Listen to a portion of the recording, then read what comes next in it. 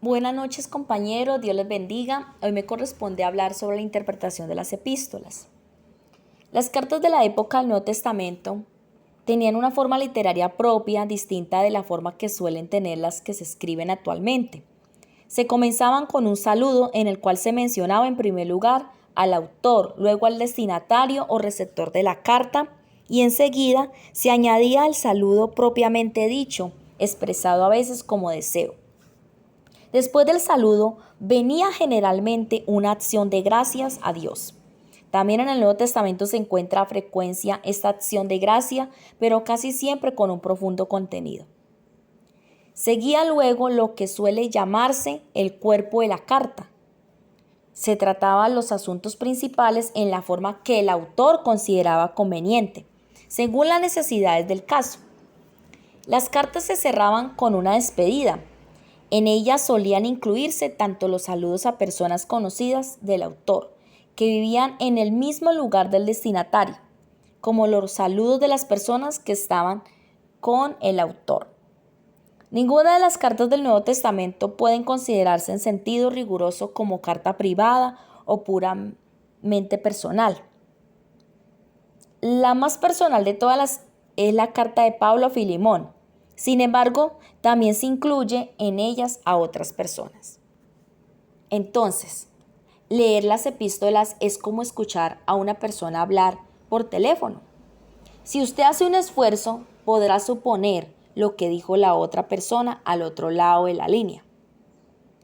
De la misma manera, si el escritor de una epístola enfatiza una enseñanza o repite una exhortación, esto nos brinda una pista sobre el problema, el asunto o las condiciones espirituales de sus primeros lectores. Las epístolas no se escribieron directamente para nosotros. Hoy leemos la correspondencia de otra persona del primer siglo. Los 27 libros del Nuevo Testamento, Dios nos envió 22 cartas. Este método de comunicación es más poderoso e interesante que los sermones o que una lista de mandamientos. Además, estas cartas entretejan historia, cultura y enseñanza. Así que este género literario puede ser un desafío para el intérprete. Algo que tenemos que tener muy presente en la interpretación de las epístolas, y para eso voy a darles 4 puntos, y es primero conocer muy bien el trasfondo histórico y cultural. Se refiere al escenario del documento original, quién le escribió a quién, cuál era su relación, cuándo lo escribió, con qué propósito, qué ocurriría en el lugar donde vivían, cuál era su estatus social o su entorno. Otra cosa para poder entender la interpretación de las epístolas es tener muy en cuenta el contexto literario. Acuérdase que es el conjunto de versículos escritos antes y después del versículo estudiado. Los versículos que le anteceden, le rodean y le siguen, le proveen al verdadero significado a un versículo en particular. Otro que tenemos que tener muy en claro es pasajes paralelos. Son los pasajes con el mismo tema o asunto usados para comparar al mismo autor en otro libro o un autor diferente en el mismo testamento o un autor en otro testamento. Otro punto que tenemos que también tener muy en claro para interpretar las epístolas es el lenguaje literal, que es entender las palabras en su sentido común o primario sin significado simbólico. El cuarto es el lenguaje figurado. Es entender las palabras con un significado simbólico no literal. A continuación, voy a dar un ejemplo de interpretación del libro de Primera de Juan, capítulo 2, 27.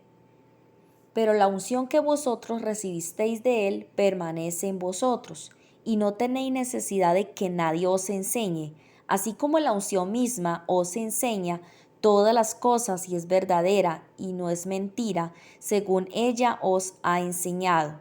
Permaneced en él. Bueno, entonces lo primero que vamos a hacer es buscar el trasfondo histórico y cultural de este pasaje. Entonces vamos a hacerle una pregunta al pasaje. ¿Quién era él? Miremos allí que él era el apóstol Juan. ¿Cuándo escribió el libro? Alrededor de los 85 a 95 después de Cristo. ¿En qué entorno se movía? En Asia. ¿Qué relación tenía con aquellos a quienes escribió? Juan era un anciano como un padre para sus lectores. ¿Cuál era su propósito? Refutar y corregir las falsas enseñanzas de los gnósticos. Ahora le vamos a hacer 3 preguntas acerca de los receptores del libro. ¿Quiénes eran ellos? La carta fue dirigida a creyentes desconocidos. ¿Cómo era la ciudad o pueblo en que vivían? Probablemente era la de la provincia de Asia, donde Juan cumplía deberes apostólicos. ¿Cuál era su estatus social? Estatus bajos. Ahora vamos a hacer 3 preguntas acerca del pasaje en el libro. ¿Cómo se relaciona el pasaje específico con el propósito del autor? Mientras examinamos Primera de Juan, encontramos muchas referencias a la herejía de los gnósticos, sobre la cual Juan escribió con la intención de corregirla. ¿Hay que explicar algún detalle histórico específico? El gnosticismo contaminó la segunda generación de la Iglesia de Cristo. Los gnósticos afirmaban que una persona no podía ser salva sin un conocimiento adicional que no se encontraba en la Biblia. Los maestros gnósticos exigían que sus seguidores pagaran por ese conocimiento gnosis. Los gnósticos creían que el cuerpo era malo y el espíritu era bueno. Por esta razón, ellos no aceptaban que Jesús tuviera un cuerpo humano y aún así fuera el Cristo. Enseñaban que el Espíritu de Cristo descendió sobre Jesús durante su bautismo en agua y lo dejó antes de su muerte en la cruz. Los gnósticos decían que Jesús y el Cristo no eran la misma persona. Jesús era carne y el Cristo era espíritu. Ellos afirmaban que Cristo nunca descendió en la carne y no derramó sangre en la cruz. Ahora, lea los pasajes que siguen. ¿Le ayuda el contexto histórico a comprender por qué Juan escribió estos versículos? Todo espíritu que confiesa que Jesucristo ha venido en carne es de Dios. Primera de Juan 4:2. Observe que Juan escribe Jesucristo como el título de una persona.